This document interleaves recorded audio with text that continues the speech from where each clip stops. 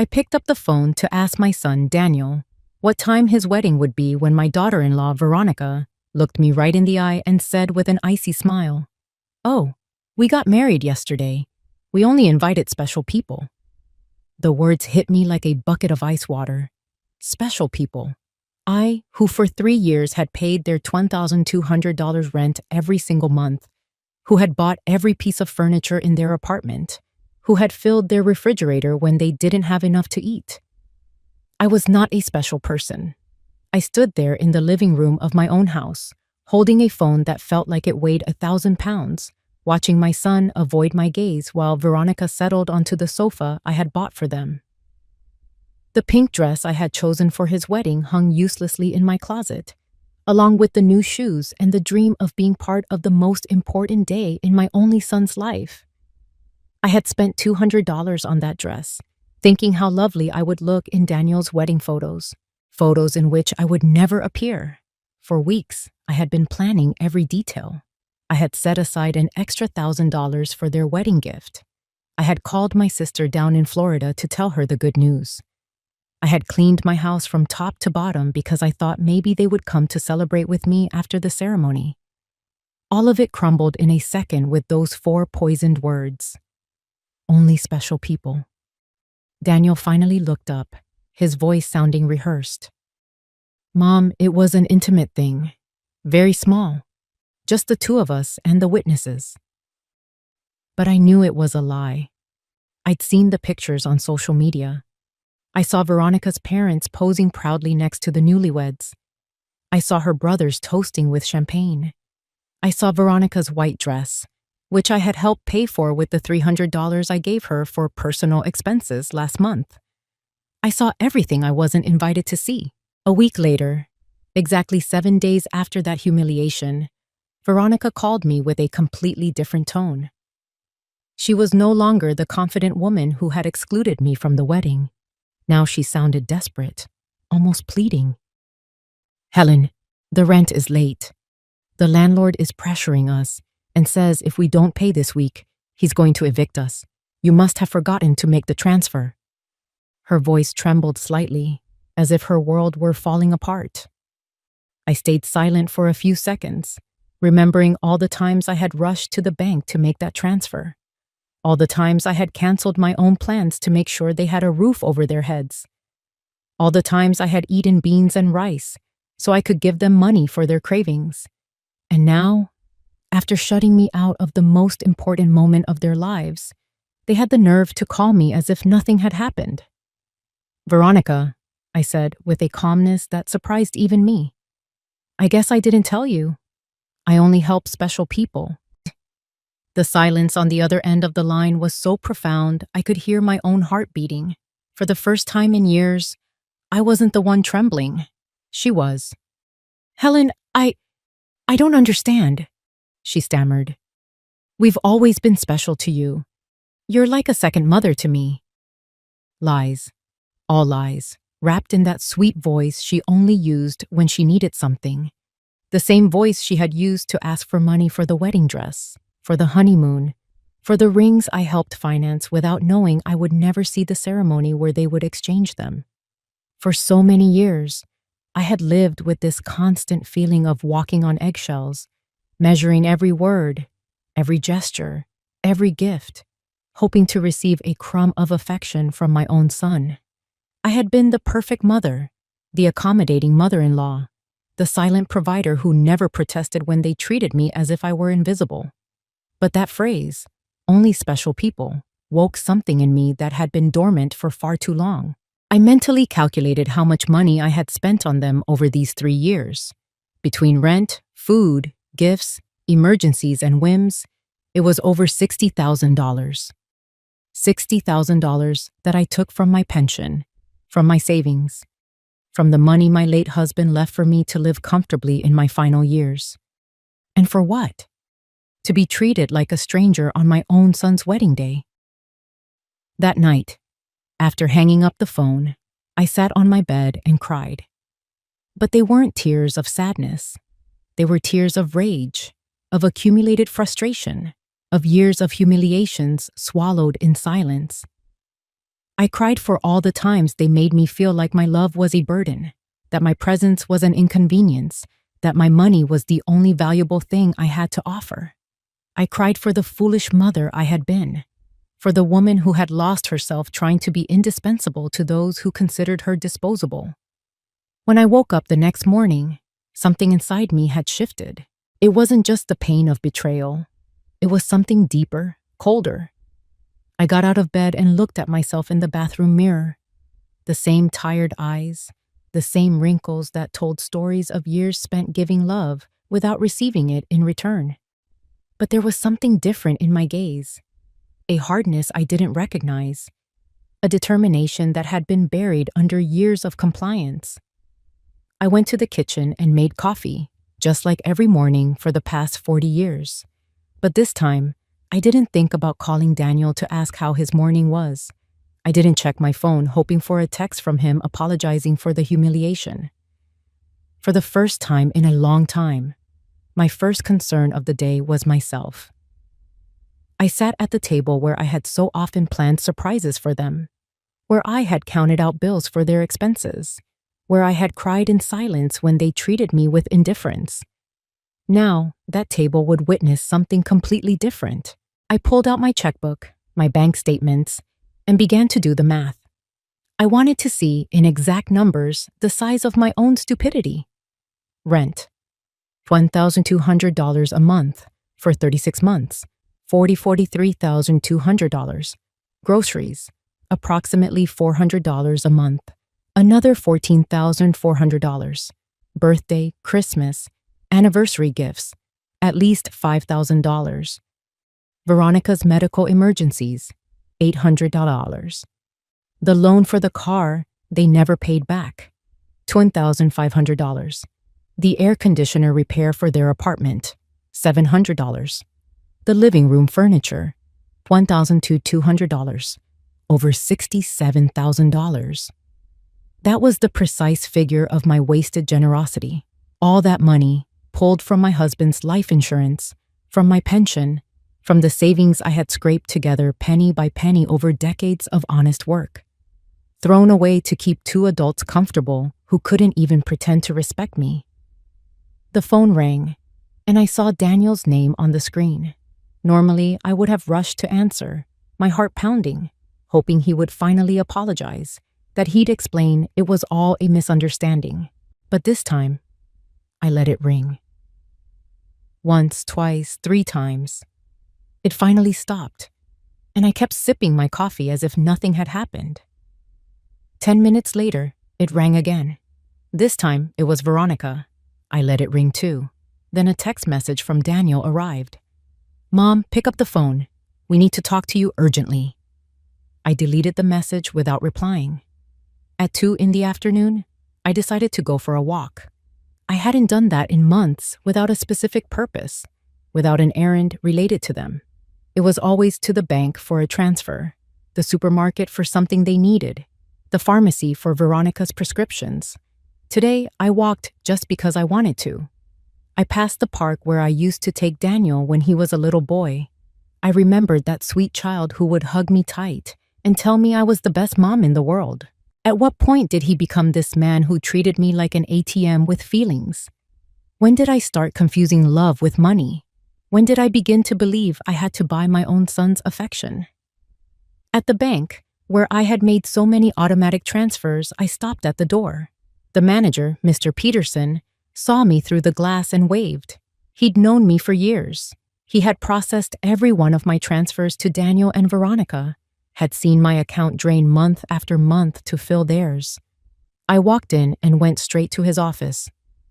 "Mr. Peterson," I said, "I need to cancel all the automatic transfers I have scheduled." He looked surprised.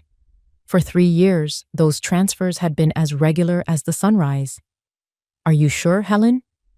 Did something happen?" His concern was genuine, more genuine than any interest Daniel had shown in me in months. "What happened is that I finally opened my eyes," I replied. "I want to cancel everything, and I also want information on how to protect my accounts.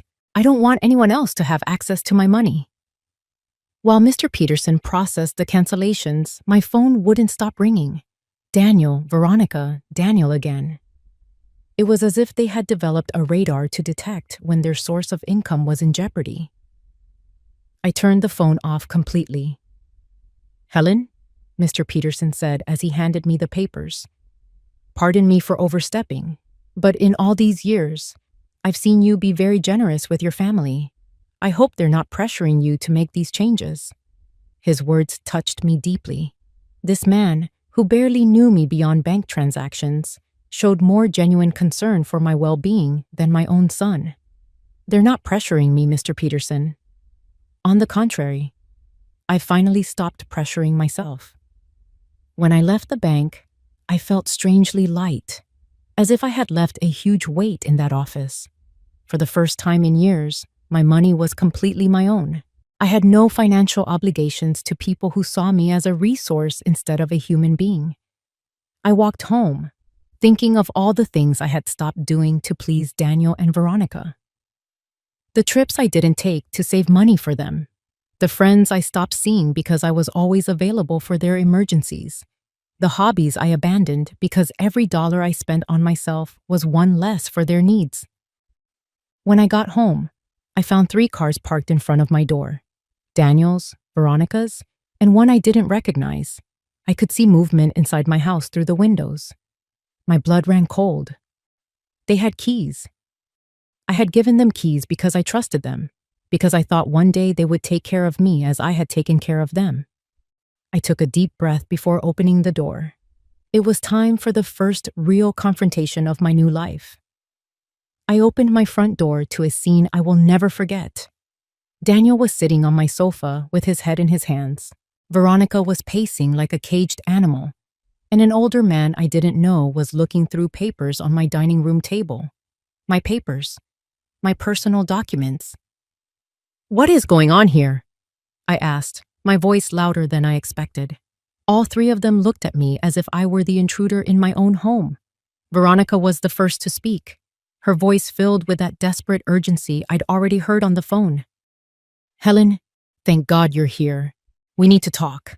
Mr. Davies is from the law firm we consulted about your situation." "My situation?" The question came out with a calm that amazed me. "What situation? I'm perfectly fine."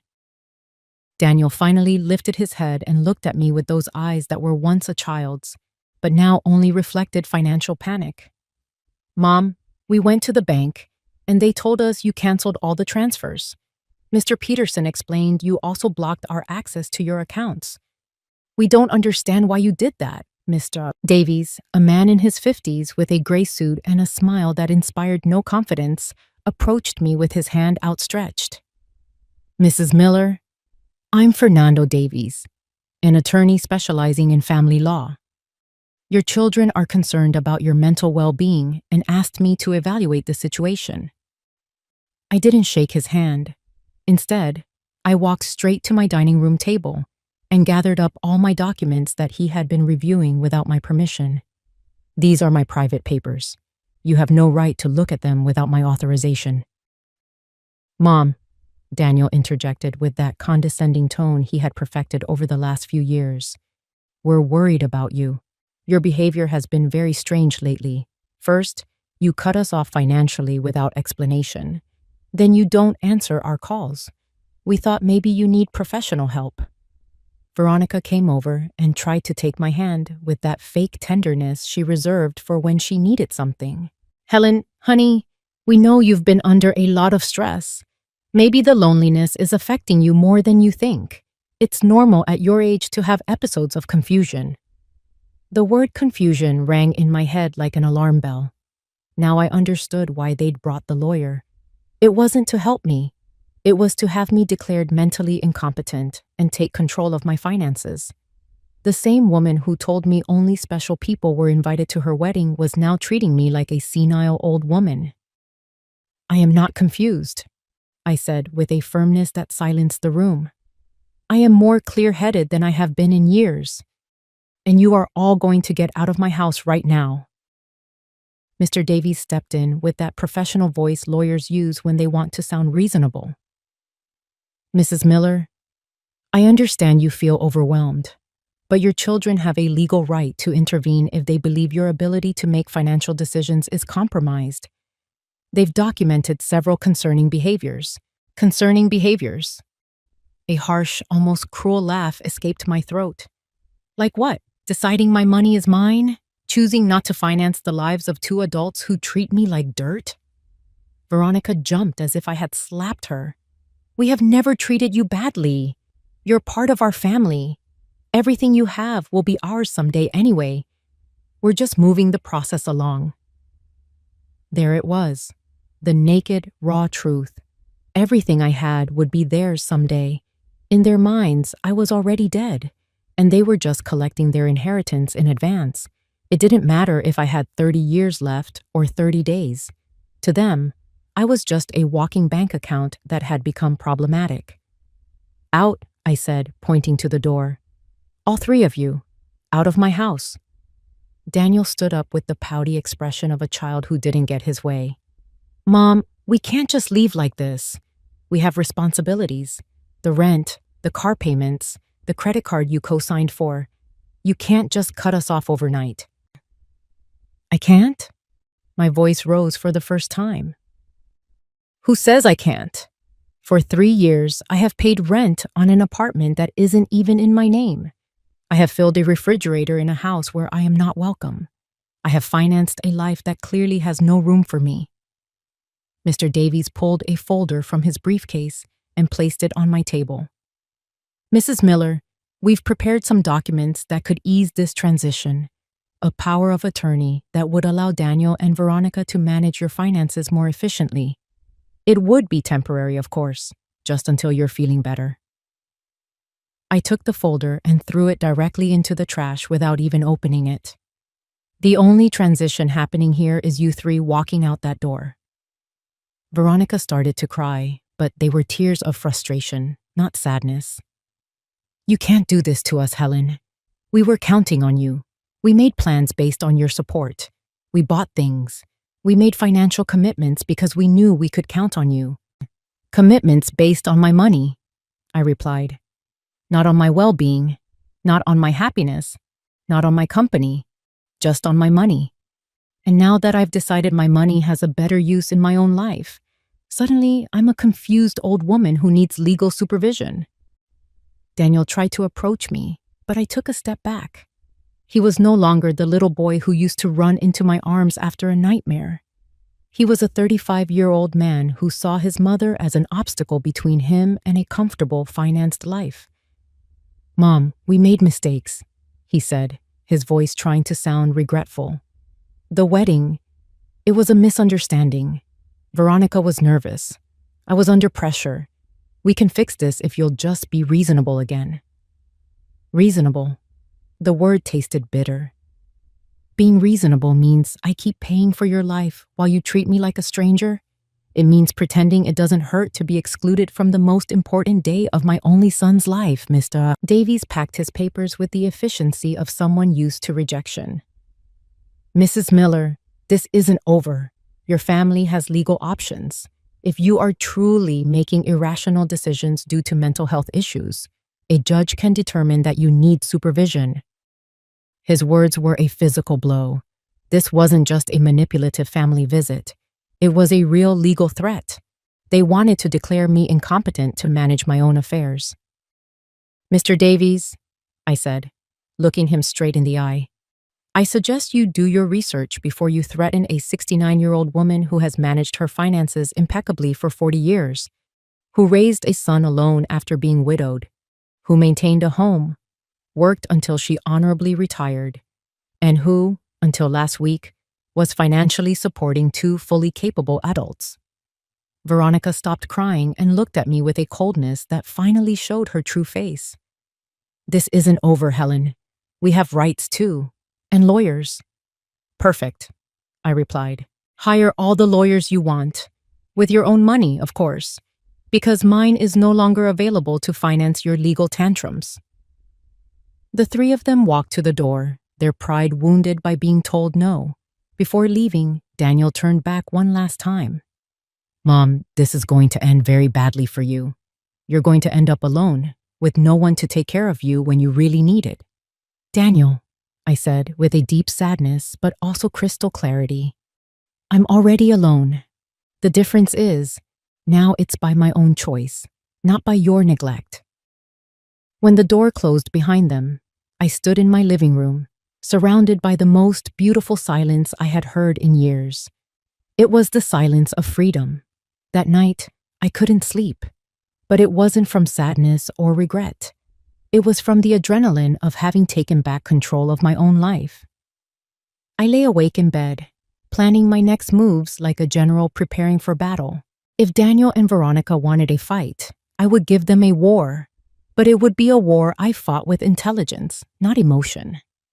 At 6 in the morning, I was dressed and ready to go. My first stop was the office of Mr. Sullivan, a lawyer I had met years ago when I handled my husband's will. Unlike the lawyer Daniel and Veronica had brought, Mr. Sullivan had an impeccable reputation and specialized in protecting the rights of senior citizens. Helen, he said after I explained the situation, what your children attempted yesterday is more common than you think. It's called elder financial abuse, and it's a federal crime. The fact that they entered your home without permission and went through your private documents is also a violation. His words were both calming and alarming. Calming because they confirmed I wasn't crazy, that what had happened was truly abusive. Alarming because I realized the situation was more serious than I had thought. We need to document everything, Mr. Sullivan continued. Every transfer, every gift, every time they pressured you for money. We're also going to change your will to protect your assets from any future attempts at manipulation. We spent 3 hours reviewing my financial records. Mr. Sullivan whistled when he saw the total figure, over $67,000 in 3 years.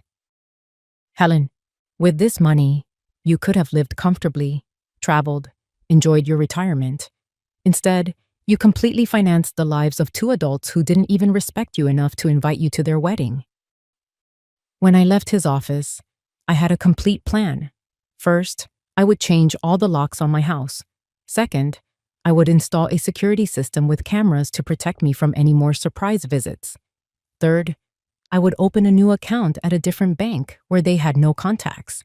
And fourth, I would start living the life I had been postponing for years. My next stop was the hardware store. The owner, Walt, had known me for years because I was always in there buying things to fix Daniel and Veronica's apartment. This time was different. Helen, what brings you in today? Another emergency at your son's place? He asked with the familiarity of someone who had been a silent witness to my wasted generosity. No, Walt. This time it's for my own house. I need to change all the locks, and I want the best quality you have. He looked surprised but didn't ask questions. While he was selecting the locks, his son Kevin, who installed security systems, came in. It was Providence in action. Kevin, I said, I also need to install security cameras. The whole system. Price is not an object. While they prepared everything for the next day's installation, I received a call from an unknown number. It was Veronica, calling from someone else's phone since I had blocked her number after yesterday's confrontation. Helen, it's Veronica. Please don't hang up. We need to talk like civilized adults.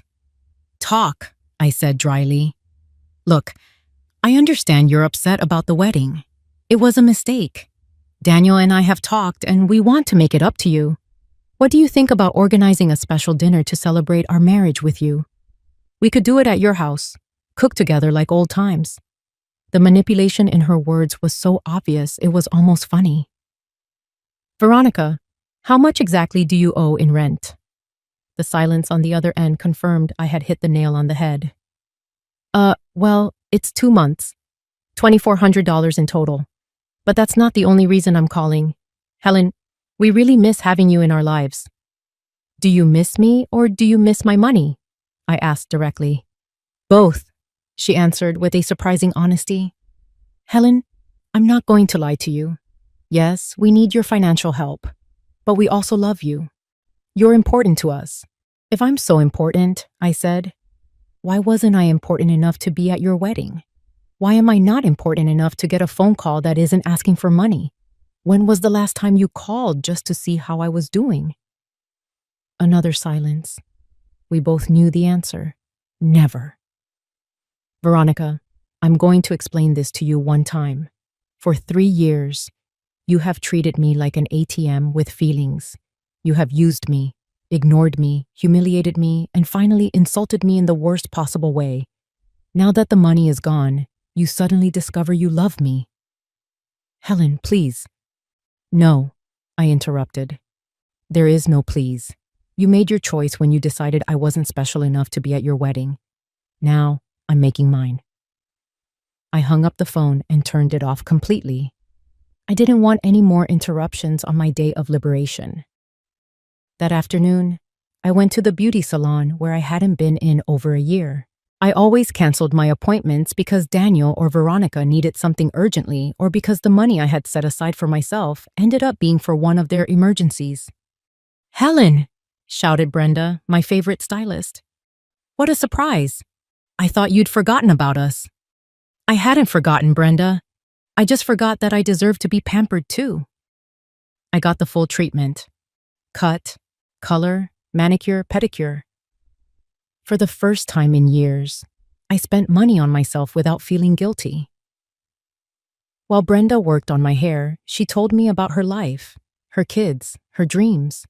It was refreshing to have a conversation that didn't revolve around the needs of Daniel and Veronica.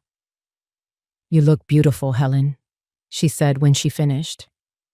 But more than that, you look free. Did something good happen? Yes, Brenda. I finally learned to say no. When I got home that afternoon, there was a car I didn't recognize parked in front of my house. My heart sped up for a moment, thinking maybe Daniel and Veronica had returned with reinforcements. But as I got closer, I saw an older woman sitting on my front steps. Helen? She asked as I got out of the car. Yes, that's me. Can I help you? I'm Margaret Vance. I live next door. We've been neighbors for years, but we've never really had a chance to talk. I heard some very loud voices at your house yesterday, and I was worried. Is everything all right?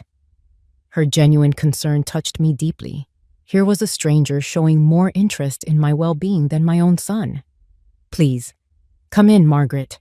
I'll make us some coffee, and I'll tell you a story you won't believe. As I made coffee, I told her the whole situation. Margaret listened without interrupting, nodding occasionally, and when I finished my story, her eyes were filled with tears. Helen, she said, you did the right thing. I went through something similar with my daughter 5 years ago. I also thought it was my obligation to finance her adult life. I also believed that if I didn't give them money, they wouldn't love me. What happened? I cut them off when I realized they only called when they needed something. At first, it was terrible. They threatened me, emotionally blackmailed me, tried to make me feel guilty. But after 6 months, my daughter called to truly apologize. Now we have a real relationship based on love, not money. Her words gave me hope and confirmed I had made the right decision. Do you think Daniel and Veronica will ever understand? Maybe, maybe not, she answered honestly. But that's no longer your responsibility, Helen. Your responsibility now is to live your own life. That night, for the first time in 3 years, I went to sleep without worrying if Daniel and Veronica had money for rent, for food, for their whims. I went to sleep thinking about myself, my plans, my future, and I slept better than I had in years. The next day, Kevin and Walt arrived at 8 a.m. to change the locks and install the security system. While they worked, my phone kept ringing from unknown numbers. Veronica was still trying to reach me from different phones, but I had developed a new skill, completely ignoring calls I didn't want to take. Helen, Kevin said as he installed the cameras, this system will give you total peace of mind. You can see who's at your door from your phone, even when you're not here. And if anyone enters without permission, an alert is automatically sent to the police. The irony didn't escape me. I was installing a security system to protect myself from my own son, but it didn't hurt like before. It was simply a practical measure to maintain my new peace. While they worked, I decided to do something I hadn't done in years: call my sister Diana in Florida. We had lost touch because every time we talked, I would end up bragging about Daniel and Veronica's achievements, about how much money I had spent on them, about how proud I was to be able to help them. I realized now that our conversations had become financial reports disguised as family news. "Helen?" Diana answered, surprised. "Sis, how are you? We haven't talked in months." "I'm fine, Diana. Better than fine, actually. I'm calling to tell you I've finally come to my senses." I told her the whole story from the beginning: the secret wedding, the humiliation, the visit with the lawyer, my decision to cut off the funding. Diana listened in silence, and when I finished, her response shocked me. "Helen, sis, it's about time. Every time we talked, it broke my heart to hear you boast about how much money you'd given them, as if love is measured in dollars." I wanted to say something, but I didn't know how. "What did you want to say?" "That Daniel never spoke about you with affection when I saw him at family gatherings. It was always, 'My mom helped me with this,' or 'My mom bought me that,' but never, 'I miss my mom,' or 'I love my mom.' It was as if you were a service, not a person." Her words hurt, but it was a necessary pain, like when a doctor cleans an infected wound. It hurts, but it's part of the healing. "You know what else struck me?" Diana continued. "Veronica always spoke of you in the future tense. When Helen is gone, we'll be able to remodel her house. Or, when we inherit, we're going to invest in the business. As if they were just waiting for you to die to start really living." That revelation hit me like a ton of bricks. They didn't just see me as an ATM. They saw me as a temporary obstacle between them and their money. While I was exhausting myself to make them happy, they were already planning their future without me. After hanging up with Diana, I sat in my kitchen, processing all this information. 45 years of marriage to a man who truly loved me. 35 years raising a son alone after being widowed, and 3 years financing 2 adults who saw me as a wealthy nuisance. The doorbell rang, and I saw on the new cameras that it was Margaret with a mug in her hands. I opened the door, and she offered me fresh brewed coffee. "I thought you might need some company after everything you told me yesterday," she said, with that genuine smile I was beginning to appreciate. We sat in my living room, and Margaret told me more details about her own experience. "My daughter used to say the exact same things to me. 'You're like a second mother to me. We're special to you. Someday it will all be ours anyway.' They're rehearsed lines, Helen. They learned them from the Emotional Manipulation Handbook." "Do you think such a handbook exists?" I asked, half joking. "Not officially, but it seems they all read from the same book. Chapter 1 is Make Her Feel Indispensable. Chapter 2 is Create Constant Financial Emergencies. Chapter 3 is If She Resists, Question Her Mental Health." We laughed, but it was a bitter laugh. It was funny and tragic at the same time to recognize such predictable patterns in our own children's behavior. "Margaret, did you ever feel guilty for cutting off the money?" "Every single day for the first 3 months," she answered honestly. "But then I started to see the results. My daughter had to get a second job. Her husband stopped playing golf every weekend and started looking for extra work. They learned to live within their means. And more importantly, they learned that I was a person, not a resource." That afternoon, I decided to do something I had been putting off for years: visit my husband's grave. I always found excuses not to go because Daniel or Veronica needed something, or because the cab fare was better spent on one of their emergencies. The cemetery was quiet and beautiful. Robert's gravestone was a bit neglected because I hadn't been there to clean it in months. I sat on the grass beside his headstone and spoke to him as if he were alive. "Robert, my love, I think I got lost for a while. After you were gone, I put all my energy into Daniel. I wanted to be the best mother in the world, to somehow make up for him growing up without a father. But I think in the process, I forgot to be myself. The wind blew gently, and for a moment, I felt like he was listening. Our son has become someone I don't recognize. Or maybe he was always this way, and I just didn't want to see it. His wife is, well, you know how she is. The money you left for me to live peacefully, I spent it supporting them. But not anymore, my love. I've learned. And I cleaned his gravestone, replaced the withered flowers with fresh ones, and stayed there for another hour, just enjoying the peace. For the first time in years, I wasn't in a hurry to get home to solve some crisis for Daniel and Veronica. When I got back, there were 3 cars parked in front of my house again. My heart raced, but this time, I was prepared.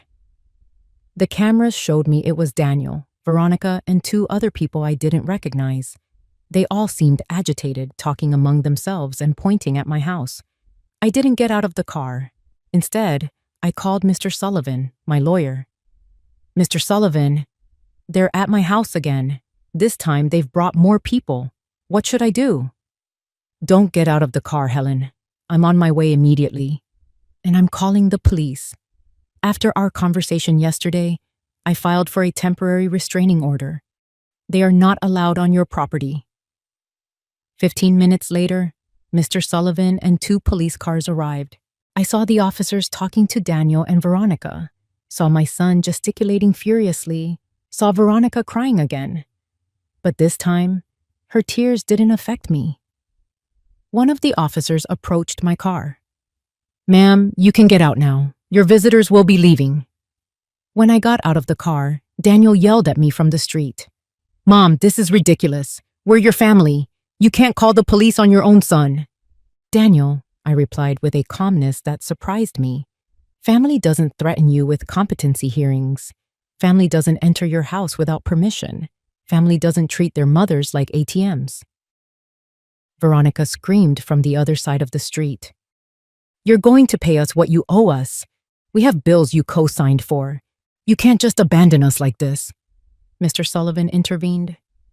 "Mrs. Miller, any future communication must be through my office, and I suggest you consult with an attorney before making threats, because my client has complete documentation of all the payments she has made voluntarily for 3 years." I watched them drive away, defeated, but not surrendered. I knew this wasn't over, but for the first time in this situation, I felt confident. I had professional help, emotional support from Margaret, and most importantly, mental clarity about what was right and what was wrong. That night, Margaret invited me to dinner at her house. I met her daughter, who was visiting, and I saw with my own eyes what a healthy family relationship looked like. They spoke with respect, asked genuinely about each other's lives, and laughed together. The daughter didn't ask for money once during the entire evening. "This is what I wanted with Daniel," I confessed to Margaret after her daughter left. "And maybe someday you'll have it," she replied. "But first, he has to learn that you are a person who deserves respect, not just a source of income." For the first time in weeks, I went to sleep feeling hopeful about the future. The next few days were strangely peaceful. The security cameras showed me that Daniel and Veronica would drive by my house several times a day, sometimes slowly, sometimes parking for a few minutes, but never getting out. It was as if they were studying my routine, looking for the perfect moment for their next move. Mr. Sullivan had advised me to document each of these visits, so I kept a detailed log with dates and times. "Their persistence will work in our favor," he had told me. "Every time they show up after being told to stay away, it strengthens our case for a permanent restraining order." On Friday morning, I was having a quiet breakfast when the doorbell rang. The cameras showed a well-dressed young woman with a folder in her hands and a professional smile. I didn't recognize her, but something about her posture told me this was not a social visit. "Good morning, Mrs. Miller," she said when I opened the door. "I'm a social worker with Adult Protective Services. We received a report that you may be at risk, and we need to conduct a wellness check." My blood ran cold. Daniel and Veronica had escalated the situation, It wasn't just threats from private lawyers anymore. Now they had involved the government. "May I see your identification?" I asked that, trying to remain calm. "Of course." She showed me an official ID that looked legitimate. "I'm Raquel Mendez. May I come in to speak with you?" I let her in because I knew refusing would look worse for my case. Raquel sat in my living room and took a form out of her folder. "Mrs. Miller, we received reports that you have had significant changes in your financial behavior, that you have cut off communication with your family, and that you have shown signs of paranoia by installing unnecessary security systems. We were also informed that you have refused medical and legal help from your loved ones." Every word had been carefully chosen to make me sound like an unstable old woman. I recognized Veronica's hand in the phrasing. She had always been skilled at manipulating words to get what she wanted. "Miss Mendez," I said with all the dignity I could muster, "I would like to call my lawyer before I answer any questions." "Ma'am, this isn't a legal interrogation. It's a wellness check. If you have nothing to hide, there shouldn't be a problem with us talking." The phrase, "if you have nothing to hide," made me angry.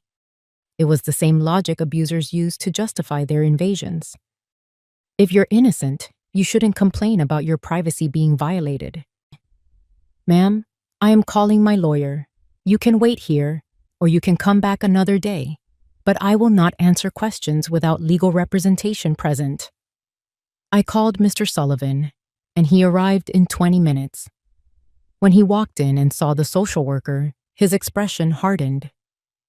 "Miss Mendez," he said after reviewing her ID, "I hope you have a court order to be here, because my client is under my legal representation, and any unauthorized evaluation constitutes harassment."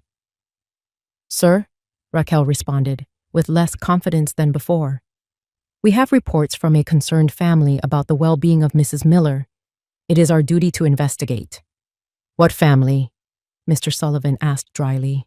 "The same family that tried to make her sign over power of attorney without representation? The same family that entered her home without permission and went through her private documents? The same family that excluded her from important events while living off her money?" He pulled a folder from his briefcase and placed it on the table. "I have here complete documentation of financial and emotional abuse towards my client. $67,000 extracted from her accounts in 3 years, systematic social exclusion, and emotional blackmail. If anyone needs to be investigated here, it is not my client." Raquel reviewed the documents with growing discomfort. It was obvious that the information she had been given did not match the reality in front of her. "Mrs. Miller," she finally said to me, "can you explain why you decided to cut off financial support to your son so abruptly?" "Because I discovered they were using me," I answered simply. "Because I realized that to them, I wasn't a mother. I was a bank account. Because I got tired of financing the lives of people who saw me as a burden." "But don't you consider it your responsibility to help your family?" The question infuriated me. "Miss Mendez, my responsibility as a mother was to raise my son until he was 18, educate him, and give him the tools to be an independent adult. My son is 35 years old, married, and fully capable of supporting himself. Financing his adult life is not my responsibility. It is my choice, and I chose to stop." Mr. Sullivan interjected. "Miss Mendez, would you consider it a normal situation for a 35-year-old man to be unable to pay his own rent without help from his 69-year-old mother?" Raquel didn't answer immediately. I could see she was reconsidering the whole situation. "Mrs. Miller," she asked after a moment, "do you manage your own finances?" "Completely. I can show you my bank statements, my investments, my tax payments. Everything is up to date and in order." "You live independently?" "As you can see, I keep my house clean. I take care of myself physically, I drive my own car, and I have healthy social relationships with my neighbors." "Do you take any medication?" "Only vitamins and supplements. I have no medical conditions that require medication." Mr. Sullivan added, "My client has just undergone a complete medical evaluation as part of our legal process. She is in perfect mental and physical health." Raquel closed her folder and sighed.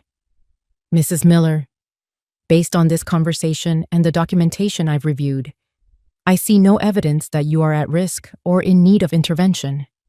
I will be closing this case." After she left, Mr. Sullivan and I sat in silence for a few minutes. "Helen," he finally said, "this is going to keep escalating. Daniel and Veronica will not stop until they regain access to your money. We need to prepare for their next move." That afternoon, reflecting on the social worker's visit, I realized something important. I no longer felt like a victim. I felt like a woman who had taken control of her life and was willing to defend it. I called Diana, my sister, to tell her what had happened.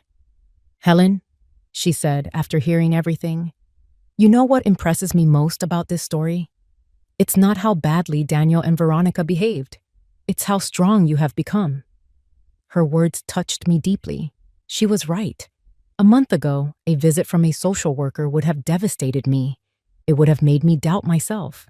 It would have made me consider funding Daniel and Veronica again just to avoid trouble.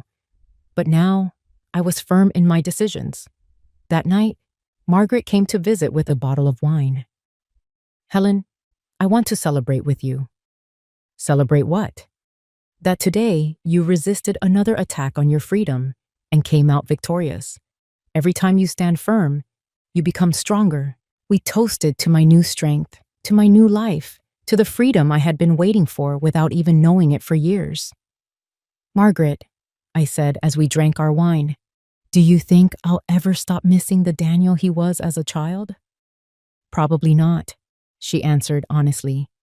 "But you will stop allowing that nostalgia to keep you a prisoner of the Daniel he is now." Her words held a deep wisdom. I could love the boy my son had been without allowing the abusive adult he had become to continue harming me. That night, I slept soundly, knowing that every day I was becoming stronger, more independent, and freer. Daniel and Veronica could keep trying to manipulate, blackmail, or scare me, but they had already lost their power over me. My new life was just beginning. 2 weeks passed without any news from Daniel and Veronica, and I began to believe they might have accepted reality. But on a Tuesday morning, as I was watering the plants in my garden, I saw an unfamiliar car park in front of my house. An older man in a suit and a young woman with folders got out. My heart sped up, but no longer with fear, with indignation. How many more times were they going to try the same thing? The man approached my door with a smile that didn't reach his eyes. "Mrs. Helen Miller? I'm Dr. Ricardo Vega, a geriatric psychiatrist. This is my assistant, Miss Peters. Your family hired us to conduct an evaluation of your mental state." "I don't need a psychiatric evaluation," I said from my garden without getting any closer. "And you are on private property without authorization." "Ma'am," Dr. Vega insisted, "your son is very worried about you. He says you've had drastic personality changes, irrational behavior with money, and episodes of paranoia. A simple evaluation could resolve all these concerns." Ms. Peters added in a syrupy voice, "It's just a conversation, Mrs. Miller. If you're fine, as you say, the evaluation will confirm it, and your family will be at ease." I immediately recognized the tactic. It was the same one Veronica had used. If you have nothing to hide, you shouldn't have a problem. But I was no longer the same naive woman from a month ago. "Dr. Vega," I said with authority, "I am 69 years old and have managed my affairs independently my entire adult life. I will not submit to psychiatric evaluations because my son doesn't like that I stopped financing his life." "Ma'am, we understand your resistance," said Ms. Peters with that condescending tone people use with small children. "But the evaluation is for your own good." My own good. The laugh that came from my throat was bitter. You know what was for my own good? To stop paying the rent for 2 adults who treated me like garbage. You know what else was for my own good? Installing cameras to protect myself from family members who enter my house without permission. Just then, Mr. Sullivan pulled up in his car. Upon seeing him, Dr. Vega and Miss Peters exchanged uncomfortable glances. "Dr. Vega," Mr. Sullivan said after getting out, "I hope you have a court order to be here, because otherwise, you are violating the restraining order we have against my client's family." "We are not family," the doctor responded defensively. "We are mental health professionals hired by concerned relatives." "Hired by relatives who are ordered not to approach my client," Mr. Sullivan retorted dryly. "What you are doing is called harassment by proxy, and it is equally illegal." He took out his phone and called the police. "Officer, I need you to come and remove 2 individuals from my client's property. They are violating a restraining order." While we waited for the police, Dr. Vega tried to justify his presence. "Mrs. Miller, your son showed us concerning evidence: unpaid medical bills, stockpiled medications, erratic behavior with money." "Doctor," I interrupted, "my son lied to you. I have no outstanding medical bills because I'm not sick. I don't have stockpiled medications because I don't take any. And my behavior with money is perfectly rational. I stopped giving it away to people who mistreated me." "But ma'am," Miss Peters insisted, "your family says you threatened to disinherit them completely, that you changed your will without consulting anyone." "Of course I changed my will." My voice rose for the first time in the conversation. "Why would I leave my inheritance to people who exclude me from the important moments of their lives? Why would I reward abuse with money?"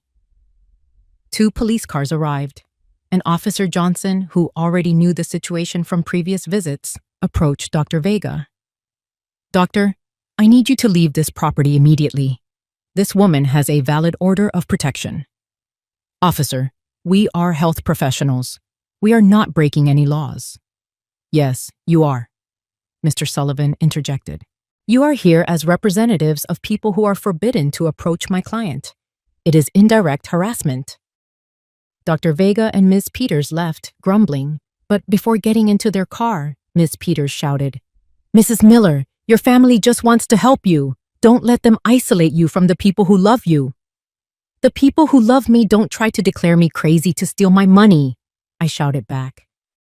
After they left, Mr. Sullivan and I sat in my living room to plan the next step. "Helen, this has gotten out of control. Daniel and Veronica are spending money they don't have to hire professionals to try and declare you incompetent. This means they are desperate." "What more can they do?" "They can try to file for guardianship. It's expensive and hard to win. But if they get a sympathetic judge and a psychiatrist willing to testify in their favor, they could manage to have a guardian appointed." The idea terrified me. Could they take away control of my money? "They could try, but we have solid evidence that you are completely sane and that they are motivated by greed, not genuine concern." That afternoon, I called Diana, my sister, to vent. "Sis," she said after hearing my story, "do you realize how far they are willing to go for money? They are risking family relationships, spending on lawyers and doctors, destroying their own reputation, all to regain access to your bank account." Her words made me reflect. Daniel and Veronica had revealed their true nature completely. There was no going back. There was no possibility of genuine reconciliation. To them, I had never been a respected mother or mother-in-law. I had always been just money on legs. That revelation, though painful, was also liberating. I no longer had to wonder if I was making the right decision. I no longer had to feel guilty for protecting myself. They themselves had shown that my emotional and physical well-being mattered less to them than my money. That evening, Margaret came to visit with a surprise. She had invited her friends from the gardening club to meet me. "Helen," she introduced me, "these are my friends. Brenda, who you already know from the salon, Maria, Carmen, and Hope. We have all been through similar situations with abusive relatives." We spent the evening sharing stories. Maria had had to set boundaries with a brother who constantly asked for money. Carmen had cut ties with a daughter who only visited when she needed something. Hope had had to change her will after discovering her grandchildren saw her as their retirement plan. What hurts the most, I confessed, is not losing the money I gave them. It's realizing I never had the love I thought I had. Helen, Hope said with the wisdom of her 80 years. True love is not bought or sold. If you had to pay for it, it was never real. Her words were like a balm to my wounded soul. She was right. I had been buying attention, not love. I had been financing an illusion. You know what I discovered? I told my new friends. The loneliness of being surrounded by people who don't love you is worse than the loneliness of being alone. At least now, when I'm alone, I'm in good company. We all laughed and toasted with tea to our newfound wisdom. That night, after my new friends left, I sat in my garden to think. The stars shone brighter than ever. Or maybe I was just seeing them with clearer eyes. For the first time in my adult life, I was completely financially alone. I had no dependents. I had no financial responsibilities to anyone but myself. And instead of scaring me, that reality excited me. I could travel if I wanted. I could remodel my house. I could buy nice clothes. I could donate to charities I cared about. I could invest in my own future instead of financing the present of ungrateful people. Freedom tasted like hope. And for the first time in years, I was eager to plan my future. A month after the psychiatrist's visit, I thought I had finally won the war. I had settled into a beautiful routine. I would have a quiet breakfast reading the newspaper, tend to my garden, have lunch with Margaret or one of my new friends, and in the afternoons, I dedicated myself to activities I had abandoned for years. I had taken up painting again, something I was passionate about before becoming Daniel and Veronica's personal financier. But on a Thursday morning, as I was painting some flowers on my new easel, Mr. Sullivan arrived at my house with a grim expression that froze my blood. Helen, we need to talk. Daniel and Veronica have filed a formal petition for guardianship in family court. They are asking for a legal guardian to be appointed. The words fell on me like stones. I knew it was a possibility, but hearing it out loud made it terrifyingly real. Does that mean they can take away control of my money? If a judge determines that you are not capable of managing your affairs, yes, they could appoint Daniel as your legal guardian, which would give him total control over your finances. I sat down heavily on my sofa, feeling the weight of the deepest betrayal I had ever experienced. My own son was trying to have me legally declared incompetent to steal my money. Mr. Sullivan, what evidence could they possibly have? You yourself have seen that I am perfectly sane. They have statements from 3 witnesses who claim to have seen you behaving erratically. They also submitted medical bills that they claim you haven't paid, and medications that you are supposedly stockpiling without taking. But that's a lie. I have no outstanding medical bills or stockpiled medications. I know, Helen, but they have fabricated convincing evidence. They also have the statement from Dr. Vega saying that you refused to cooperate with a psychiatric evaluation, which they interpret as evidence of mental deterioration. The manipulation was diabolical.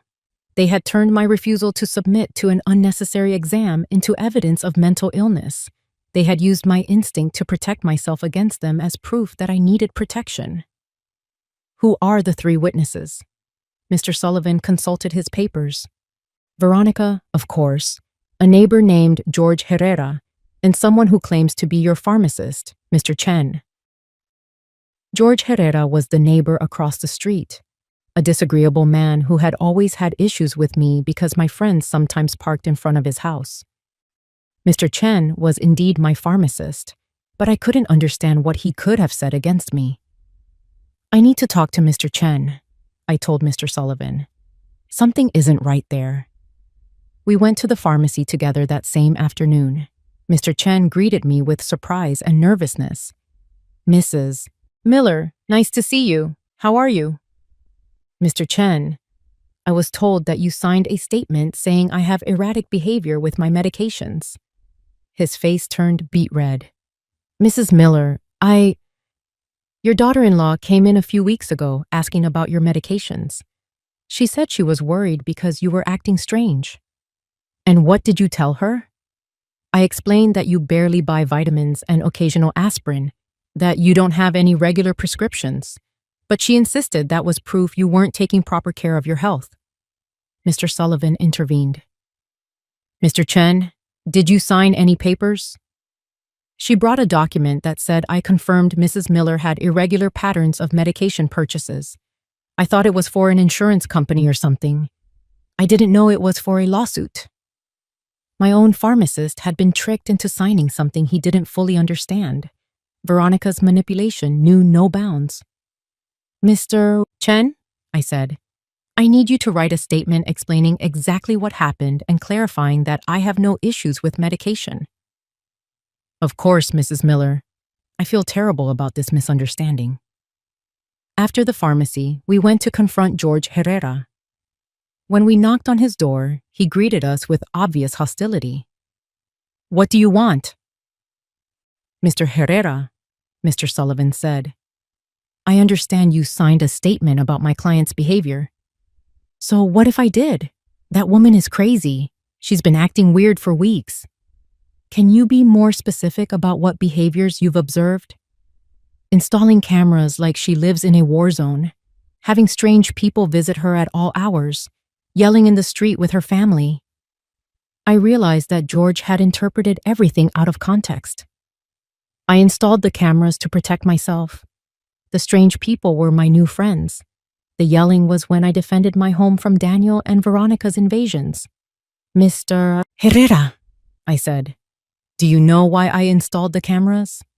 No, and I don't care.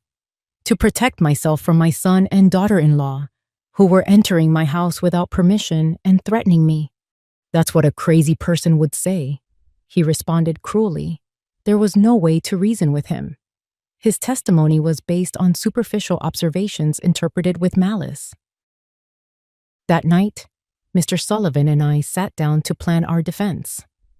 Helen, we need our own psychiatric evaluation. I have a colleague, Dr. Elena Morales, who is an expert in competency evaluations. She can officially confirm that you are completely sane. And what if Daniel and Veronica have bribed the judge? What if none of this matters because they've already decided to declare me incompetent? Helen, the legal system isn't perfect, but it's not completely corrupt either. We have solid evidence of your mental competence and of their financial motivations. We are going to fight this. The next day, I went to my appointment with Dr. Morales.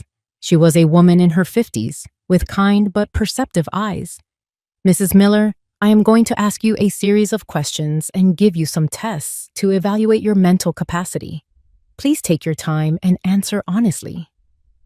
For 2 hours, she asked me questions about my memory, my reasoning skills, my financial understanding, my emotional health. She also gave me cognitive tests and asked me to solve math and logic problems. Mrs. Miller, she said at the end, your results are well above average for your age. Not only are you mentally competent, but your cognitive function is excellent. Doctor, why do you think my family is doing this? Based on what you've told me and the documents I've reviewed, this appears to be a classic case of elder financial abuse. Unfortunately, it's more common than people think. I left the appointment feeling validated but also sad. The professional confirmation of my sanity was a relief, but it also confirmed that the legal battle was real and necessary. That afternoon, Margaret organized an emergency meeting with all our friends from the gardening club. When I told them about the guardianship petition, they were all indignant. Helen, Maria said, we will testify in your favor. We have been with you for weeks, and anyone can see you are perfectly fine. Better than fine, Carmen added. You are more clear-headed and stronger than many 40-year-old women I know. Hope, with her 80 years of wisdom, took my hands. Helen, honey, what your children are doing is not new. For generations, greedy children have tried to declare their parents crazy to get their money.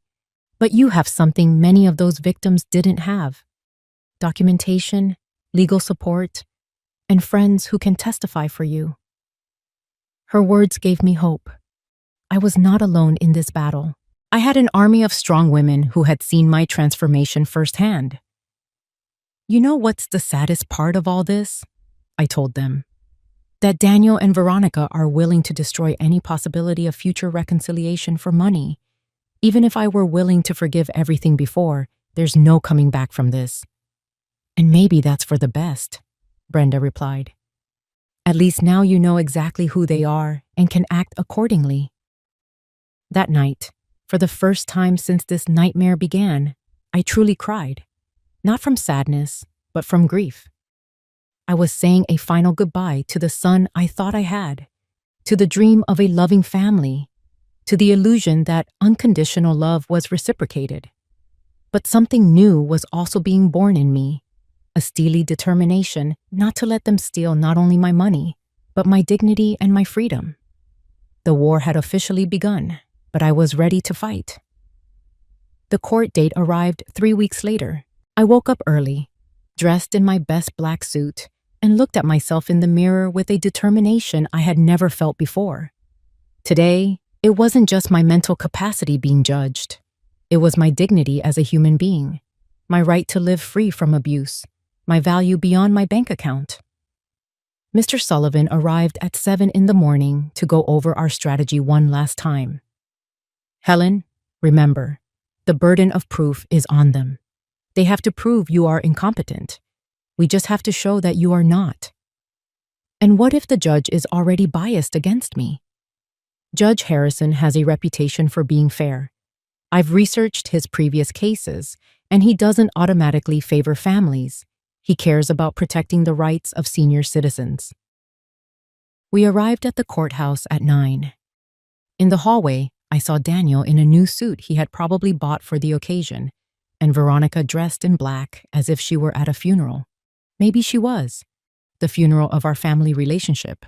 When our eyes met, Daniel avoided my gaze, but Veronica held my stare with a coldness that confirmed for her this was just business. Their lawyer was an older, elegant man with the kind of confidence that comes from winning similar cases before.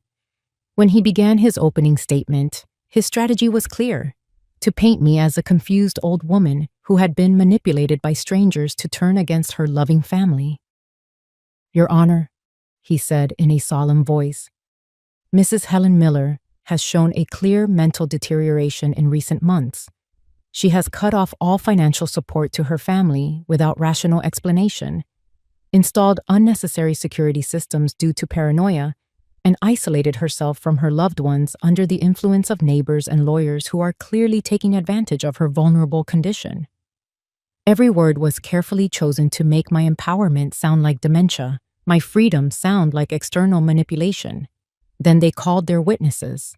Veronica was the first to testify, and her performance was Oscar-worthy. She cried as she described how I had completely changed, how I had become hostile and paranoid, how I had isolated myself from the family that loved me. Your Honor, she said with a broken voice, Helen was always like a second mother to me. To see her mental decline has been devastating. We just want to help her get the care she needs. Lies wrapped in convincing tears. When Mr. Sullivan cross-examined her, the cracks in her story began to show.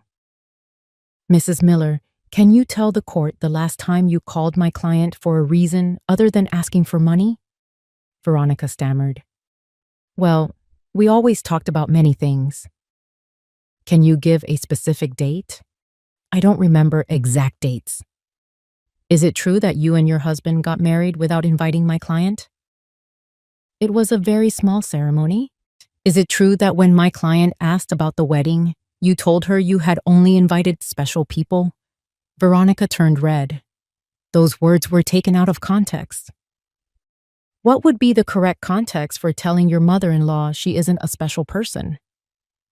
She couldn't answer convincingly. Daniel was next.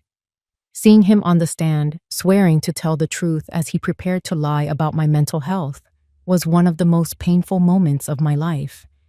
This was the boy I had raised alone, to whom I had dedicated my entire life. My mother was always very generous with us, he testified. But lately she has become erratic and irrational.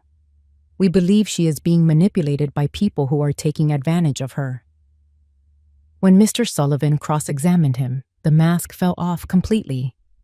Mr. Miller, how much money have you received from your mother in the last 3 years? I don't know the exact amount. Would $67,000 sound about right? Maybe. She was always generous. And how many times did you visit your mother without asking her for money? The silence was deafening. Is it true that you and your wife entered my client's home without permission and went through her private documents? We were worried about her. Is it true that you brought a lawyer to pressure her into signing over power of attorney? We wanted to help her manage her finances. At 35 years old, do you need help from your 69-year-old mother to pay your rent? Daniel couldn't answer with dignity. George Herrera testified about my supposed erratic behaviors, but when Mr. Sullivan questioned him on the details, he admitted he had never spoken to me directly and that all his information was based on superficial observations. Dr. Vega testified that my refusal to be evaluated was evidence of mental decline, but Mr. Sullivan presented the documentation from our evaluation with Dr. Morales, which completely contradicted his conclusions. Then it was our turn. Mr. Sullivan first called Mr. Chen, my pharmacist, who explained how he had been tricked into signing a statement that misrepresented my medication purchasing habits. Dr. Morales testified about my excellent mental state, presenting the results of the cognitive tests, which had been flawless. Mr. Peterson from the bank testified about my financial competence, explaining that my decisions to cancel automatic transfers had been completely rational and processed correctly. Margaret and my friends from the gardening club testified about my lucidity, my new vitality, and my ability to maintain healthy social relationships. Finally, it was my turn to testify. I stood with dignity and walked to the stand, feeling the weight of 69 years of experience, of wisdom gained through pain, of strength discovered in adversity. Mr. Sullivan guided me through my testimony, allowing me to tell my full story. The $67,000 spent in 3 years, the humiliation of being excluded from the wedding, the constant emotional manipulation, the invasion of my privacy, the legal threats. Mrs. Miller, Mr. Sullivan finally asked, why did you decide to cut off financial support to your son and daughter-in-law? Because I finally understood that what I was receiving from them was not love, I answered, my voice clear and strong. It was a business transaction disguised as a family relationship. My money was welcome, but I, as a person, was not. Do you regret your decision? I only regret that it took me so long to make it. Daniel's lawyer tried to make me seem confused during his cross-examination, but I answered each of his questions with clarity and precision. When he tried to suggest that my new friends had manipulated me, I explained that for the first time in years, I had relationships based on mutual respect, not financial interest. In his closing arguments, Daniel's lawyer kept insisting that I was a victim of external manipulation. Mr. Sullivan was devastating in his response. Your Honor, what we have seen here is not the case of an incompetent elderly woman, but that of a woman who finally found the strength to free herself from years of financial and emotional abuse. The plaintiffs have presented no real medical evidence of mental incompetence. What they have presented is frustration because their source of income decided to exercise her legal and moral right to protect her own resources. Judge Harrison retired to deliberate for 2 hours that felt like 2 years. When he returned, his expression was serious but clear. After reviewing all the evidence presented, he began, "It is clear to this court that Mrs. Helen Miller is in full command of her mental faculties. Professional psychiatric evaluations confirm her cognitive competence. Her financial decisions, while they may be painful for her family, are completely rational and within her rights." My heart began to beat faster. Furthermore, the judge continued, "The evidence suggests that this petition is motivated by financial interest rather than genuine concern for Mrs. Miller's well-being. The court completely denies the petition for guardianship." I had won. I had won not only the legal battle, but my freedom, my dignity, my right to live without being abused by those who were supposed to love me. As we left the courthouse, I saw Daniel and Veronica talking furiously with their lawyer. Veronica shot me a look of pure hatred before walking away. Daniel looked at me one last time, and for a second, I saw something that might have been regret, but it was far too late. That night, Margaret hosted a celebration at my house with all our friends. We toasted to justice, to freedom, to the sisterhood of strong women who support each other. Helen, Hope told me, today you didn't just win a court case, you won your life back. She was right. For the first time in years, the future belonged completely to me. I could travel. I could love. I could create. I could live without fear, without guilt, without manipulation. 3 months later, I sold my house and moved into a beautiful apartment near the city center.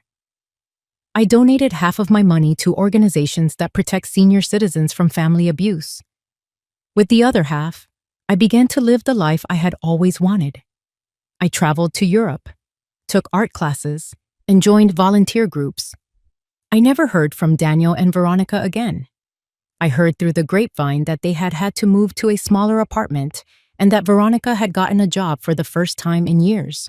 Perhaps adversity would teach them what my generosity never could: the value of honest work and independence. Some nights, when I look at the stars from my new balcony, I think about the woman I was a year ago, fearful, manipulated, believing I had to buy love. That woman is gone, and in her place was born someone who understood a fundamental truth. True love never has a price, and freedom is never too expensive. My name is Helen. I am 70 years old, and I have finally learned that the most important person I have to love and protect is myself.